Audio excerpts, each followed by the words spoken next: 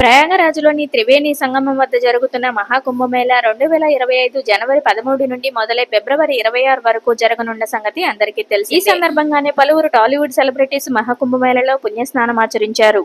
తాజాగా మరో నటి మహాకుంభమేళాలో దర్శనమిచ్చింది. ఆమె టాలీవుడ్ లో ఒక్క సినిమానే చేసింది. అయినా ఎందుకంత ప్రత్యేకం అంటే ఆ చిన్నది త్వరలోనే నారావారి కోడలుగా మారబోతుంది.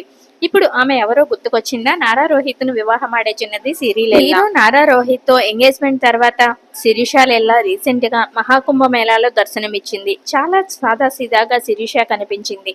ఎంతో భక్తి శ్రద్ధలతో పూజలు నిర్వహించి త్రివేణి సంగమంలో పవిత్ర స్నానం ఆచరించారు. ఇందుకు సంబంధించిన ఫోటోలను ఆమె సోషల్ మీడియా వేదికగా అభిమానులతో పంచుకున్నారు.